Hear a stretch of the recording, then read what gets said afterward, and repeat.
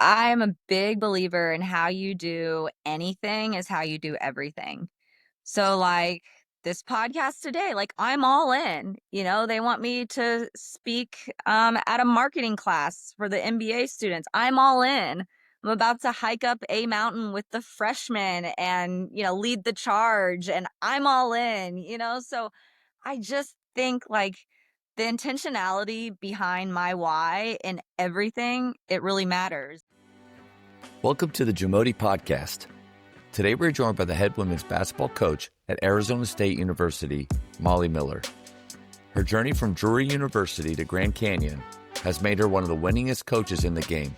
At Drury, Coach Miller posted an incredible 180-17 record with back-to-back WBCA Division II National Coach of the Year honors, a Final Four run, and an undefeated 32-0 season. She then transformed Grand Canyon University, going 117-38 in 5 seasons, capturing a 30-game win streak and the 2025 WAC regular season and tournament championships, and leading the Lopes to their first ever NCAA tournament appearance, earning WAC Coach of the Year honors along the way. Coach Miller was named the new head coach of Arizona State University's women's basketball program on March 22, 2025. Before we hear from Coach, take a moment to subscribe to our podcast and follow us on social media at JAMODI Podcast. Welcome to the Bology app Ultimate Demo. Trusted by leaders in the game. Bology is a player development platform built for coaches and players alike. You can expect live shot tracking, workout libraries, and AI insights. You can easily chart team shooting drills in practice or in training sessions. Track all of those shots using an iPhone or an Android device in real time. You can view your team's performance through a video archive or by using our shot charts. After every shooting workout, take a look at your breakdown by viewing your percentages and your shot locations. Let's take a deeper look to learn how to make the most out of the Bology app. Let's see how you measure up in the Bology Skills Assessment, where you can test your shooting skills versus other shooters worldwide. Navigate to Bology AI, where you can ask any question to get answers in real time for smarter training. Make that footwork a little more sharp. Coaches or players can create custom workouts in just minutes. Hit your on-court skills or basketball IQ or even strength and conditioning. It can be done on the Bology app. Compete with everything you do on the Bology app through our workout leaderboards.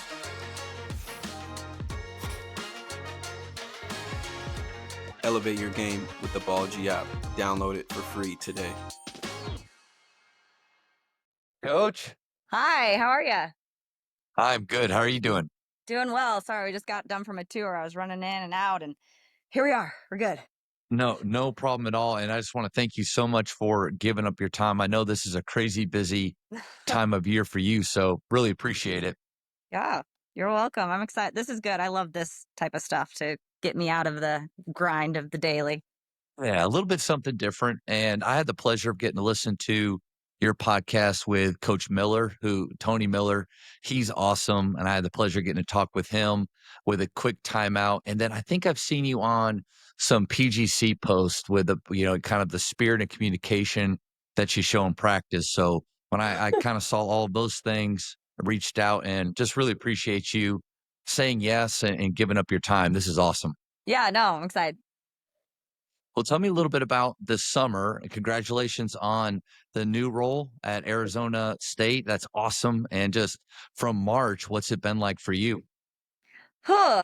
They say whirlwind. I don't know if that will completely describe what that transition looks like, because you're dealing in real time. So it's, you're so overjoyed about what the team did at Grand Canyon. We worked so hard, undefeated in conference, winning the conference tournament. I mean, things that are really, really hard to do. So I want to take like that moment to appreciate it. But then, in real time, you're now taking over a new program, fill a whole new roster, get a staff, put a schedule together, all the things, get onboarded. It's like, you got to pick health insurance benefits. Like, who has time for that, right? It's your iPad that you're supposed to have. Yeah, all that stuff. Yes, all that stuff. So, and it hasn't really slowed down, but I love that. I love the work. I'm wired to stay busy. So I've really enjoyed the transition.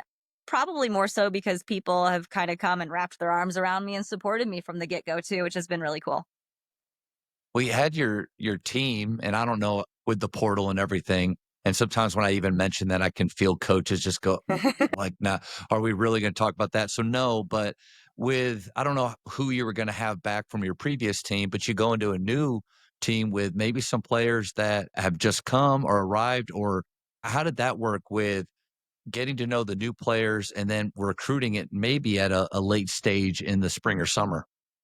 Yeah, when I got the job, the majority of the players had already kind of entered the portal. So those conversations were like, I understand this is a change. This might not have been, how you first saw things. And I think for me, a clean slate was good. I think that's a positive, and still helping those kids find their way and what they needed to finish their classes and support them from an academic standpoint and still let them use the gym. I'm one of those like, hey, if you love the game, like you're welcome to use the gym. So just supporting them in that role as they make their transition to their next school and their next home and their next step. And I was making mine to my next step. It was then getting in the portal, when the returners that we did have come back, just have some one-on-one meetings with them, share my vision and see if we did align. And obviously the returners that came back, that those things aligned and they've been great. They've been really, really hard workers, really supportive of what we're trying to do, excited about it. And then it was hit the recruiting hard in the portal when you have to kind of flip a roster that quick. You want to get some talent, but you also want to do it the right way. So this doesn't have to be like an overnight transition. I understand that. Like I want to build this thing correctly, and culture, the buzzword, is so important to me when you're doing that because I think culture can outbeat talent consistently and sustain that winning for a longer period of time. So that's where I want to start. That's a good point on the maybe a positive with the portal because I think most people I'm in the high school world, you only hear maybe the negative things or the challenging things. But if you are taking over a new place, the ability to bring in more of quote unquote your people that fit your culture, that is unique. Where normally, and I'm just thinking back to Coach Drew at Baylor 24 years ago or whatever, 21 years ago, he was stuck with us for my senior year, and he wouldn't look at it that way, which I Right. appreciate that. But that is true. And it's a good way to view probably any obstacle or maybe problem is, man, it's an opportunity, right? Yeah, I think the opportunity here, we haven't even scratched the surface. That's why I was so excited to take this job. We are ready to explode. And I want to be a part of that. And I want to be a part of that. And I think the athletic department, we've got something special going. What great momentum we can use off of, what Kenny did with the football team and being on the national stage. And I'm ready for this thing to take off. You already mentioned the culture word, and it is a buzzword. I like to look at it more as standards and pillars because I think that's just easier to stomach because that word has been thrown out there so much now. So starting over or into a new place, you already mentioned how that is what will sustain you for the long haul. So what Yeah. are those standards or pillars that you're introducing to your players? Yeah, I think it's really important when you talk about those because they're not just like words or phrases on a wall. Like your team in the locker room, on the court, in the classroom has to embody that. So we talk about those things daily. Something that's new this year, I've always kind of had, I guess you'd call the pillars. I've had 4 pillars everywhere since my jury days that I've taken with me of how I want to make sure the team knows what's important. And one is be a good teammate, and that can mean a lot of things, right? It can be getting touches on the court, having good energy on the bench for each other, but it can also mean like I'm walking out the door for 7 a.m. practice and my teammate, I haven't seen her. So I'm going to go knock on her door and make sure she didn't sleep through her alarm. Like be a good teammate. So that's a big one. The other one is manners matter. And again, you'll see with a lot of these, they go just outside the lines too. And we're trying to develop good stewards of the community, really good professionals in the workforce, good parents, good spouses. So manners matter is one where your bus driver drops you off, you're making sure you're saying thank you. You're leaving places better than when you found them. Those things that just you're leading with grateful heart, and you're just manners matter. It can be from the court and off the court, and you can take that outside these doors too. I'm pretty program specific. Commitment is required and communication is expected. Those two, I think, kind of go hand in hand. Like commitment is required. You can't pick and choose which pieces of the program that you need to be committed to. It's like, I'm just going to show up in the weight room and be really good in the weight room. No, you also have to show up in the community when we're doing community service. You have to be committed to the classroom work. You have to be committed to your work off the court. So I think that's a huge one. And then obviously the communication is expected.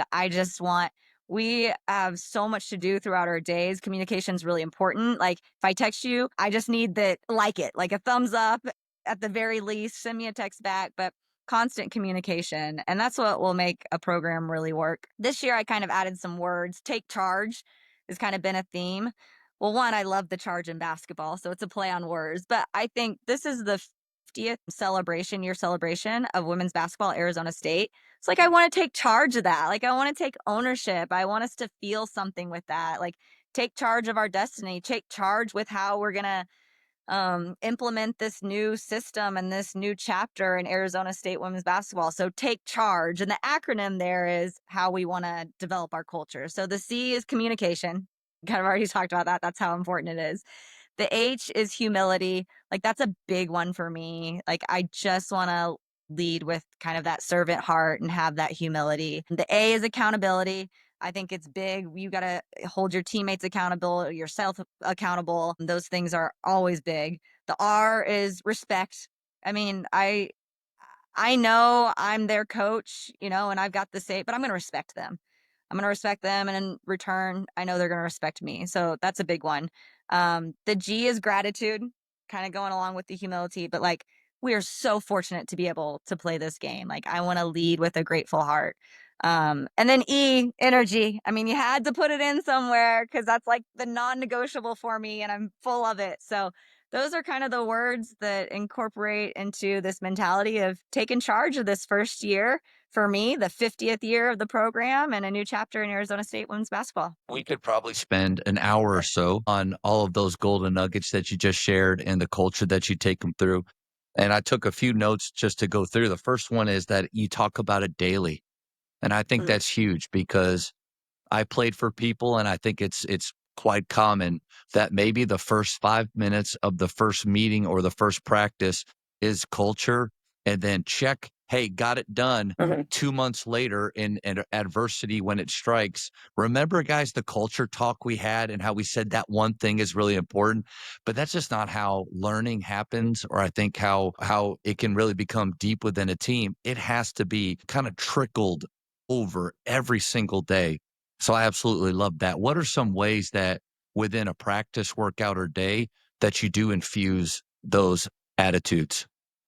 Yeah, you have to embody those traits in everything you do.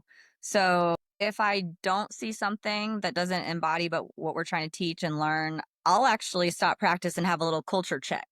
So I'm like, check, come here, come here, come here, come here, come here, come here. And then we'll talk about it, right? And I'm like, why we're having this culture check, it didn't look and feel like I wanted it to.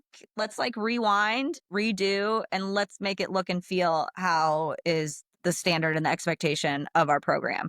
So we'll do that. So whether it's like poor body language or not sprinting drill to drill, I think that's all things that can be fixed in the moment.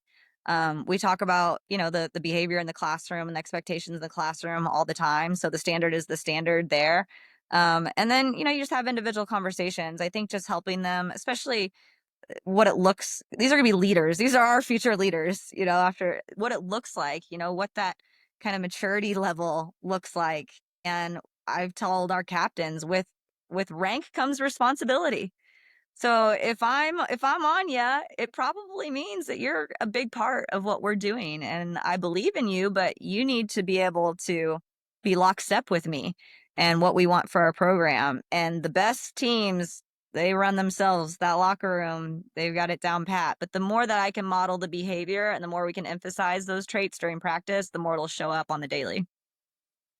Like that with rank comes responsibility. Made me think of Spider-Man, great power. And if you're not into that stuff, that's fair. But my family and I all about the Marvel movies and superheroes. So anytime I can work that in, really I good. love that.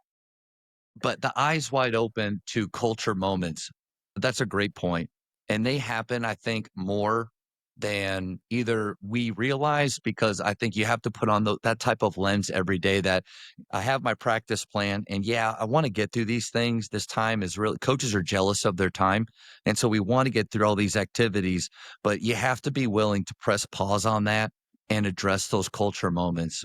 And TJ Rosine is a PGC coach and one of the best, I think, of stopping whatever he's doing and hitting those things. But I think once you're looking for those, coach, you probably embody them a lot more yourself because you're actually seeing those, looking for those more than you're looking for mistakes in your players. Yeah, absolutely. And I think I've always told my players, like, I'm not going to ask anything of you that I'm not going to do myself. So I think that's a really important note that it does start from the top down, but also if you can empower some of those players to take ownership in these areas, they're going to listen to their peers a lot more than they're going to listen to me. And I think that's really powerful in knowing that if you can trust and build this culture the right way, then that should trickle down as the years go on. If it's just the head coach or the coaching staff doing that, then you have a chance to be good. But man, how do you become special? How do you become great? It's when players are doing that. And I think another great thing about your standards that you have, as you said, it's outside the lines. Man, have an overarching theme to your program that they can aspire to. I see a lot of cultures that have a lot to do with style of play. Like you're a big defensive energy person. If it was just about taking charges, if it was just about pressing, if it was just about playing faster, shooting the three, you'll get some excitement there. But how do we get true buy-in from them is when we can tie it to something, like you said, serving, something, humility that, man, this will help you later on in life. I thought you nailed it there. Yeah, I say this all the time in a bunch of these podcasts. I became a better coach when I became a mom. So I think just understanding what a little bit of tough love looks like for real. In my young coaching career, I thought I had to be all like, rule with an iron fist and my way or the highway. Like I've definitely softened to these kiddos. They need some guidance and I take that part of my job pretty serious. I'm an X's and O's coach, but I also want to be a mentor and a guide. That'd be an interesting list for coaches to make of, especially if you cross that barrier. Like my wife and I are empty nesters now, so our oldest 19 is going to college, and so we've gone through that whole thing of elementary, junior high sports, and then high school sports. Make a list of what were the things that you used to get really upset about or frustrated with or not even care about as a coach before kids, and then do it after. Like for one, it was I didn't care about keeping them long after practice. Yes, end times at 6, but if I really care as a coach, that means I'm going to keep them till 6:30 because I'm going to show how much I care. I didn't think about the mom or dad that has just worked an 8-hour day that's sitting in the parking lot waiting. So I think we should make those lists kind of like what you talked about, pre-kids, post-kids, and see where can we be better. I like that.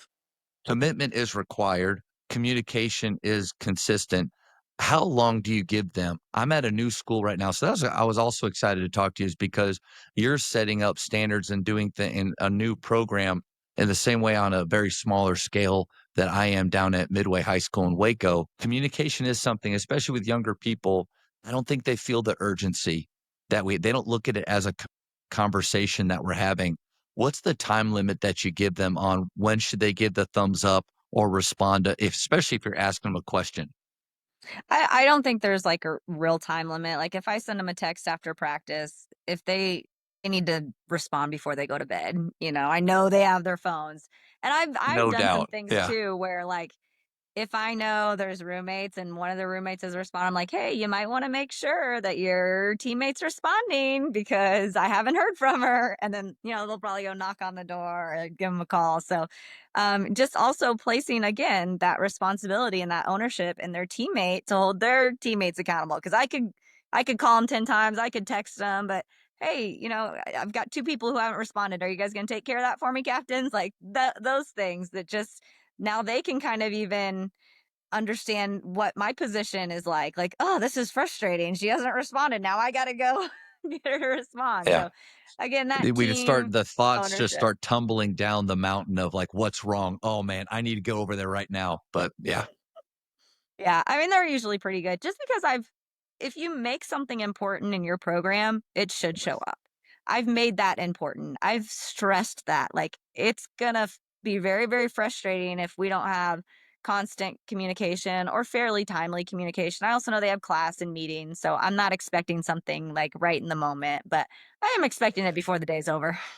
that I think that's a good standard. And I was trying to figure out what I want to have because you're right on the money. The idea of coach, I didn't have my phone. No. Like it's attached to your hand now. Like there's no way you don't. But also want to be realistic. Like there are things in life that they will be doing where they may not be checking it all the time. I like the before bed. I was thinking at least a 24-hour rule. And then going back to something you said, if we want them to communicate that way, then we have to communicate that way, right? So, like, if they ask us a question or send us something, now I have to communicate because trust comes from that. Trust comes from eye contact. Trust comes from communication, and the lack of it, man, I think on both ends that can hurt trust. Yeah, I agree. And if it's urgent, I'm probably picking up the call, the phone and calling. So it's like, oh, Coach Miller's calling me. I probably need to pick it up. So, if it's a text or a reminder, then, that's maybe not, I don't have the sense of urgency to hear back as I would if I need a phone call.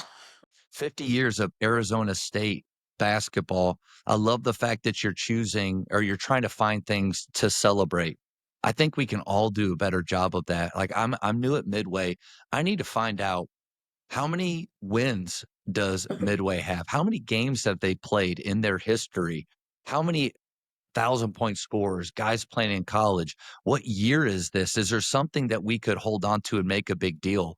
I don't know, kind of like culture moments, coach. I think we need to have our eyes open for things we can celebrate, small and large, just like you did. Yeah, I definitely think the more you can kind of draw attention and excitement to what you're doing, I think that then kind of helps your players be motivated, right? To come in and work hard and do their best, represent that name on their jersey, represent the school, represent their team. So I think there is purpose in some of those kudos and some of those atta girls of like, look at what we're doing and where we want to build. Let's make it tangible. Let's appreciate of where we've come from and what those before us have done. And now you're building your legacy. So if you have those standards set, then you're thinking of how do those tie into driving the performance of your team? And you mentioned at the very beginning of this that culture will beat talent or it will sustain longer than just talent in the moment. So how does those standards drive performance in your team? I would say like the consistency and then the intentionality of those would drive behavior. So, like you said, we've got to be consistent. It can't just be you're talking about it at your fall meeting and you never, reference the acronym charge again. It's got to show up every day. But then the intentionality with how we implement those things, that'll drive the culture. And then I think a byproduct of what we're trying to do will be winning and performance. So, those two things probably the most the consistency and intentionality pieces. Ted Lasso is one of my favorite shows. And there's a point, and I think it's season one, where he's sitting in the bar with Beard, and they're talking back and forth, and Beard's a little frustrated in it because Ted's trying to create this amazing culture where they celebrate birthdays and they do all kinds of fun things, and they believe. And he tries to say that winning's not important to him, and Beard just loses his mind at one point and screams, "But it is important." And he's like, these are professionals, and at your level, they're kind of professionals too. And so winning has to be important. I think even at the high school level, let's not be ashamed of acting like that's important. But then there's so many ways that we can win, right? Like, so coach, for you, what are ways that your players show up and it's a win every day?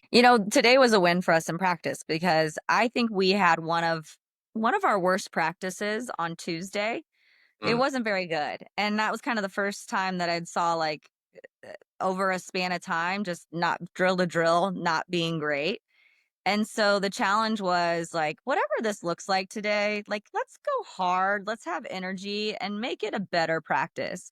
So today, probably it wasn't. I know it wasn't. It wasn't perfect, but it was a win because that was like the bounce back factor that I was looking for, which then hopefully that trickles down to where, hey, that one practice, we had that mentality of bouncing back. We're down by 5 in the fourth quarter. Time to turn it on and bounce back and have that same mentality. So I think there's a lot of spillover from those type of things. Like that. It definitely says a lot about your team, the fact that bad practice yesterday didn't become a worse practice today, which is even worse tomorrow. Because then all of a sudden, it's kind of like we have to come in as coaches and save them. It's like Yeah. the timeout on a 9-0 run. Man, maybe early on we got to save them, but at some point we want them to learn to fight and figure it out for themselves. What was something that you maybe said to them, or how did you approach right after that bad practice? Did you just let them sit and stew in it and just tell them how horrible they were and how this is not acceptable? Or did you set maybe a standard? And I'm not trying to lead you in any way. What'd you Yeah. do? No, it was good because I mean, I told them they have 2 options, and that's really what they had. They could tuck their tails and feel sorry for themselves, or they can keep everyone aligned with the vision and the goal and the habits and come back and be better. And so it was what was really cool in that moment is like I stated the obvious, right? But then they chirped among themselves, like, guys, we got to have a better practice. Like, that wasn't a good enough. That wasn't our standard. So they're talking, they're taking ownership. So from the end of practice yesterday to the beginning of practice today, they were talking about it, like how they needed to be better. And that was on them. Like that was totally their initiation. And so before we broke, like, let's have a better practice today than yesterday. Yeah. I had kind of forgotten, like, oh yeah, I forgot we had a really bad practice Oh, yesterday. what happened But they yesterday? were they Because were so hearing many it. things have happened in the last 16 hours for Yeah. yeah. Yeah. But I thought that was cool. Like that's what coaches do, right? They're trying to motivate. So I said the most simple and obvious thing, but they ran with the direction that they needed to run with. But it was on them. Yeah, and I imagine you celebrated that. Again, it's like, I don't think it's bad to celebrate those small wins. I think that they'll want to do that even more. It's like when you're watching skill work, you can just harp on the things that are all going wrong, or you can pick out the good things that are happening, and they tend, in my opinion, to want to do that even more. Yeah, no, everyone wants to build confidence, right? In things that you're doing. So, there's definitely the good and bad rewards or consequences of anything you do. And so they're trying to build those good consequences and then you put those together and stack them up as a team. You got something pretty special going for you. Yeah. Doug Novak, one of my favorite coaches, starts off each year talking about, "Hey guys, what are we going to do when we lose this year?" And when he told me that, that kind of shocked me because that's like the opposite of what I would think of doing, or I think what most people do is they talk about, "Hey, here's what we're going to achieve. Here's the great the distance that we're going to go." He talks about how we're going to handle that adversity and what's it going to look like. The way that you handle practice on a bad day, is that similar to what you do after a loss with your team? Yeah, I think for sure it's a regrouping moment. And then it's a moment of self reflection from an individual standpoint, from a team standpoint. And then it's a moment of like, how do we change the narrative for the next time? And what Yeah. does that look like?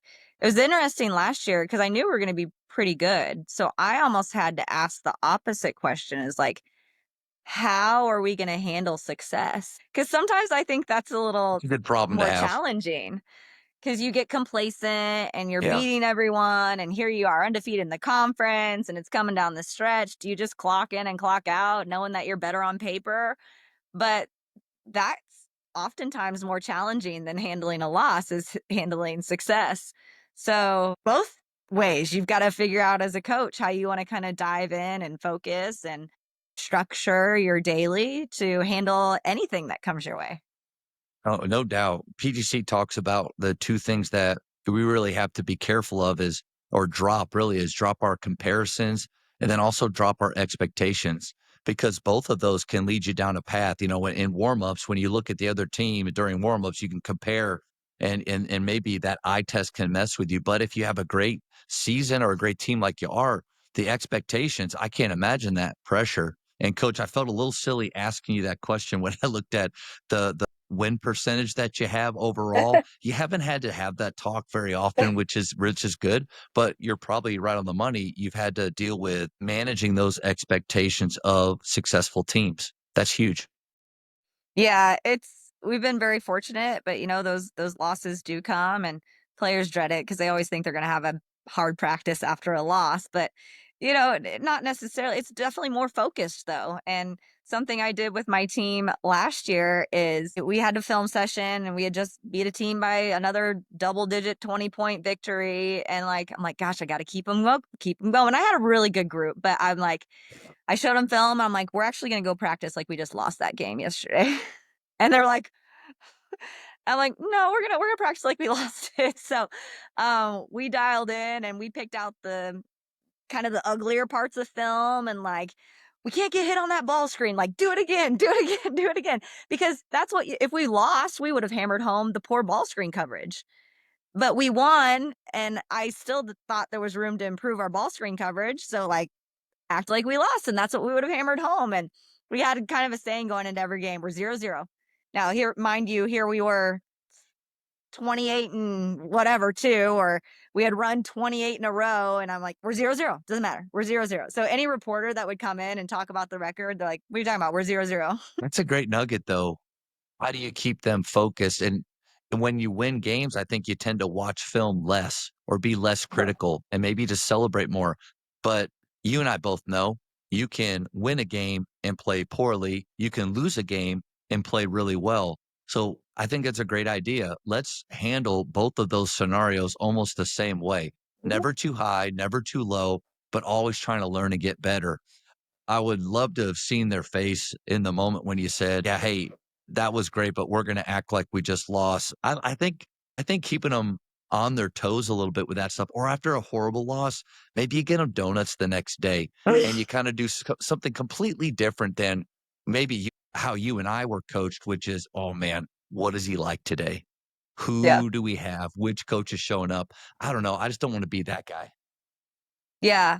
I don't know if I could quite bring myself to get donuts after a loss, but I That's hear what you're extreme. Okay. saying. Thanks. Yeah, That's a yeah. personal You're thinking issue. that dude is so soft. Like, what am I yeah, I get that.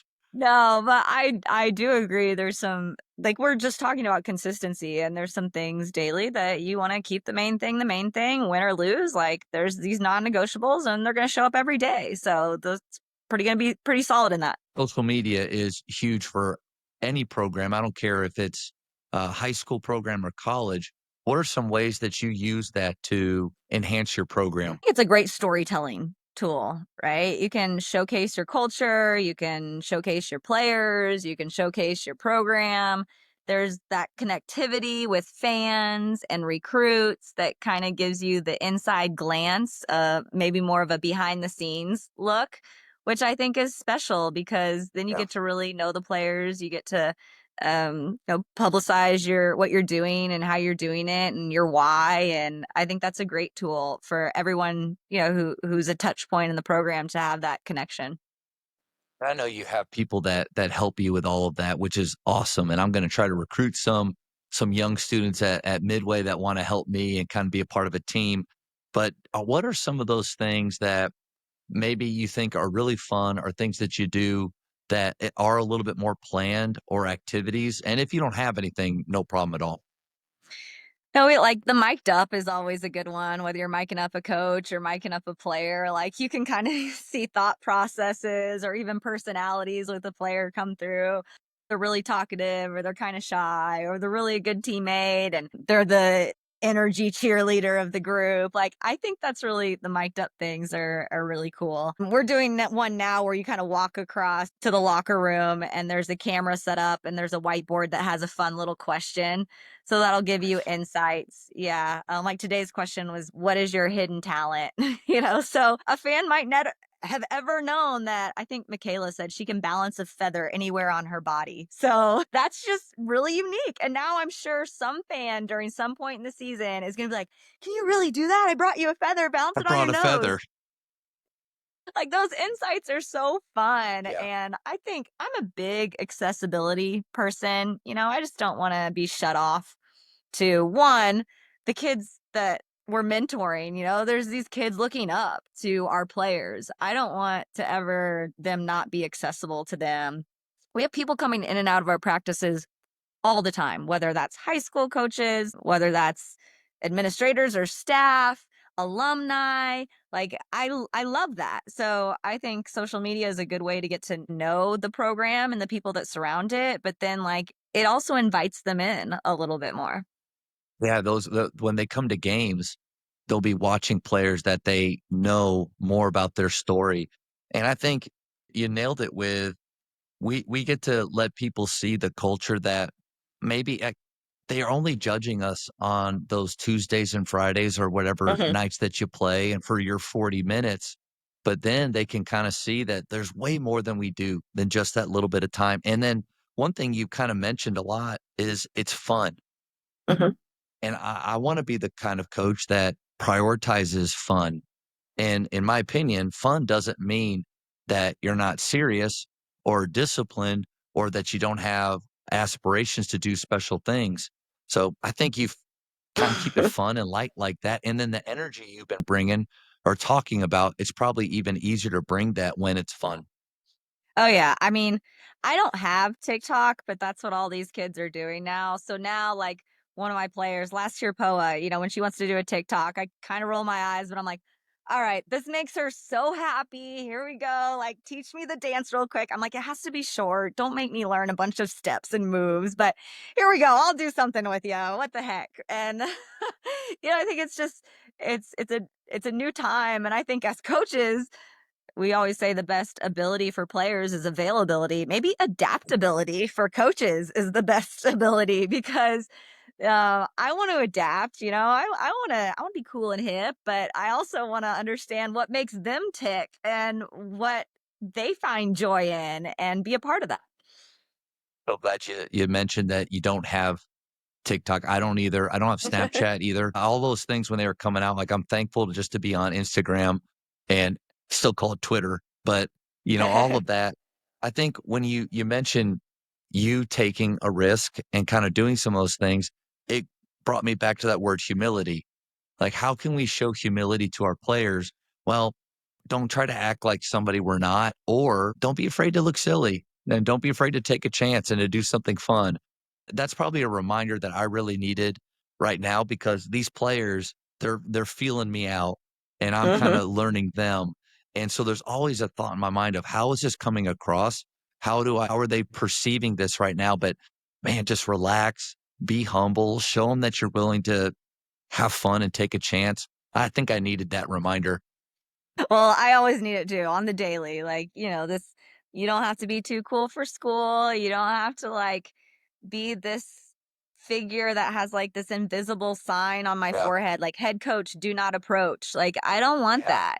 Like, I don't want to take have some ourselves good too relationships. seriously, Yeah. right? Yeah. Yeah. Gannon Baker said that you can't coach something that you don't possess. Like you can't teach something or show something that you don't. So energy, you mentioned it in a few of the posts that I've seen, especially ones that I think PGC shared. You've said that word a lot today. What are some of those daily habits that set you up for what I would imagine is the ability to have that energy? I'm a big believer in how you do anything is how you do everything. So, like this podcast today, like I'm all in. They want me to speak at a marketing class for the MBA students. I'm all in. I'm about to hike up a mountain with the freshmen and, lead the charge, and I'm all in. So I just think like the intentionality behind my why in everything, it really matters. And so that's something that I'm not going to go to a clinic and half-heartedly give this presentation. I'm going to be all in, just like I was coaching my team. Like I don't think those practice guys like to see me coming when I do a clinic. And the volunteers that like help you Have do to work. examples. Yeah. I'm like pushing them and firing them up, and I'm like, "Come on, lean into I'm this." gonna So let you go first. You got to go first in the day because if you're getting that group after the seventh or eighth person, that's brutal. I'm still gonna get something out of them, though. That's right. Any habits that you have with the way that you start your day that kind of sets you up the right way? I definitely prioritize what touch points I need to hit, and I always try to keep my team and recruiting at the top of that list. Yeah. That's probably really important to me. So, just prioritizing what I need to do. I don't say no, so I say yes to everything, but I try to put those in an order that makes sense and keeps me sane. Nice. That's a good reminder too, going back to something you said about being all in. I think I'm very guilty of being all in with my program, but then forgetting that I'm a part of a staff and I'm a part of a school, and that those other sports or drama or anything else, the people in the band, as focused as I am or we are on this game, they feel the same way about what they're doing. It's something I want to really do well. I tried to do it my last few years at Faith, my former school, but definitely at Midway is be all in for every student. And I would imagine that you and your coaching staff at Arizona State, you guys are going to do that as well. Yeah, they're my why. I don't get into coaching. Now I'm very competitive and I want to win every game, but the real reason why this is so gratifying for me is to see these young kids grow. And like, I have a big responsibility to that. I am a big part of their daily lives. And so I just want to make sure that I'm doing right by them and making sure that we're growing together. But to see that growth is probably the most rewarding thing about this coaching gig is they come in as a baby freshman. When they're walking out those doors as a graduate, they're two different people. They've grown a lot in that time. Those are the coaching paychecks. Well, the only ask that I really have of my players are that I get to be invited to the wedding. Like, Yeah. I think I've done my job if they invite me to that, and not always been successful. I don't have 100% success rate with that, but I'm still working on it. Yep. Yep. That's right. All right, coach, the speed round. These are quick questions. Some people think that they know you, but after this, they're really going to know you. Oh, goodness. All right. It's simple. Favorite ice cream flavor? Vanilla. I'm so boring. No topping. No toppings. Vanilla bean. How about that? Let's spice it up. Spiced it up with bean. Greatest shooter of all time on the women's side. Oh my gosh. Okay. This is a tough one. See, I I'm start gonna you off say with ice Alyssa cream, Durazo and Frescas. I just ended up coaching her. She's the best shooter that I've ever coached. I would put her in a shooting competition against anyone, pro, anyone. She shoots it. I mean, lights out. I mean, if there's no defense, she's shooting about 60% from the 3-point line. I've watched her for a year. She was the number one 3-point shooter in the country. She's amazing. So shout out Alyssa. Of course, I'm choosing my own players. I'm a little bit biased, but oh well. nice. Do you stand up or sit down more in games? I crouch. That's what the girls are always like. You're in this crouching position. I never sit. So I'm either standing or I guess I have this coaching crouch that they call it, where I'm kind of hunkered down. As I'm getting older, I'm more and more worried about my crouch that my lower back is something's gonna happen, and then in the middle of the game, I'm just stuck there. So trying to Can't get sit a up. little bit more, but yeah, that's just sad. Top 3 dinner guests that you like to have any time period. Oh my goodness. I would love to. This isn't even good. I'd love to have dinner with the family that I didn't know. So like my great, great, great, great, great grandma, my great, great, great, great, great grandfather. Like I would like to start there. And that's so, no famous people, but the family that I never got to meet. Which that's a first, and I think it's awesome. It's really good. Best basketball movie of all time. Loving basketball. It's so cheesy, but it's great. I like it. Probably because it was Yep. more, in high school, like that's what I watched. Oh, yeah. I remember. I think I was maybe in college when it came out, but that was a big deal. Do you text with one thumb or two? I slide. You know how you can like Coach goodbye. Melton, I'm like, Charlie can't. Melton, the I the said, strength coach of Baylor, he slides, and I haven't done that yet. I'm sadly a one thumber. It takes me 15 minutes to text something. you should try the sliding technique. It's quick. Try You to get a slide. word out in 0.5 seconds. That's right. Okay, I'm in Texas where there's no shot clock in high school. So for high school, shot clock or no shot clock. Oh, if you can do it, shot clock for sure. Thank you.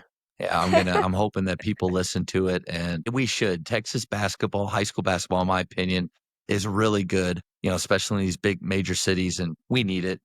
Do players sit the rest of the first half if they have 2 fouls? If I can trust them and then time and score, it all is scenario based. I've had really good players before that, like, I know they are not even going to, sneeze on someone to get a third foul. So they're going to be really smart.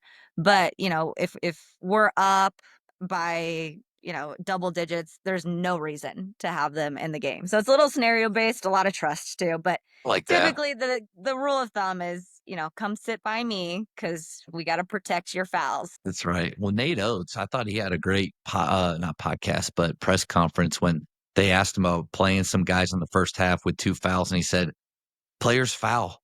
Like, why they foul in the first quarter and the first half, they foul in the second half.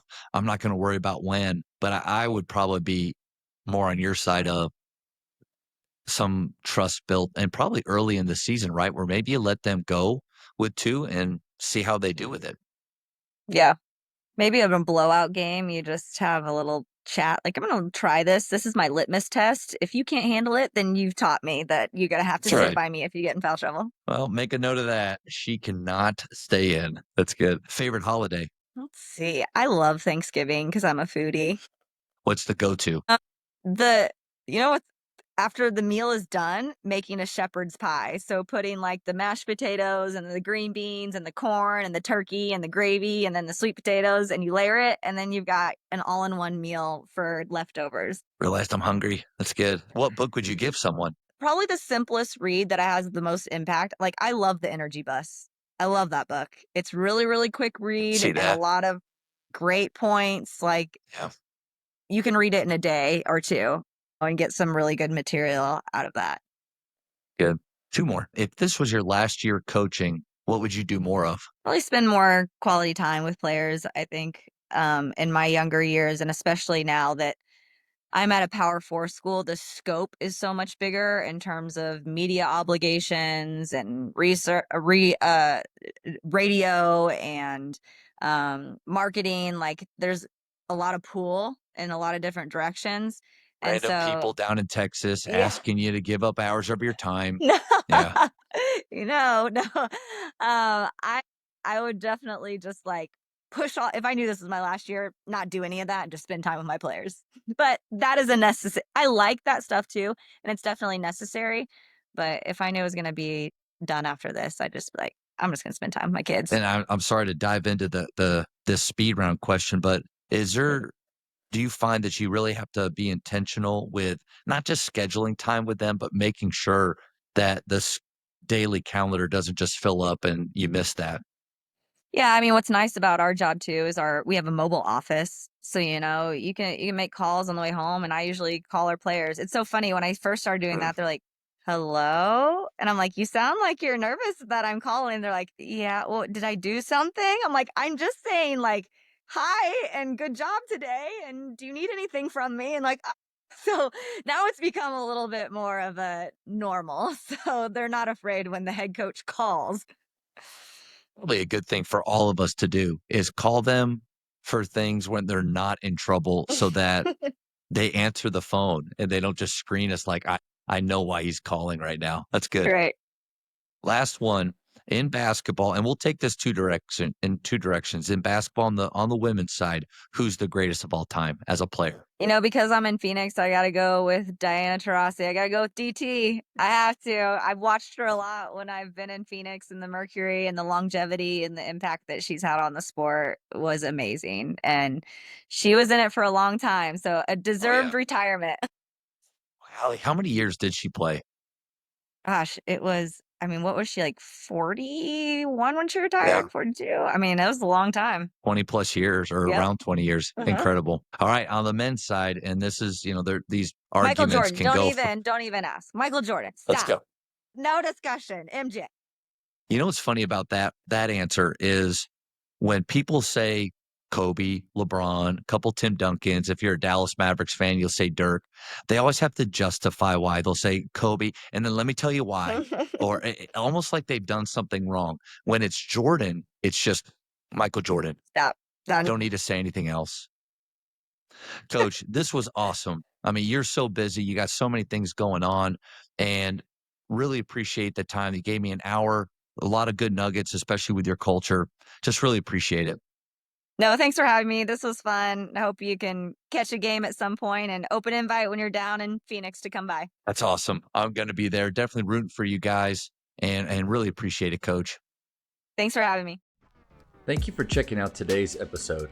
Please take a moment to subscribe to this podcast, share it with your fellow coaches, and find us on social media for what's coming up next on the JAMODI Podcast. It's just a matter of doing it.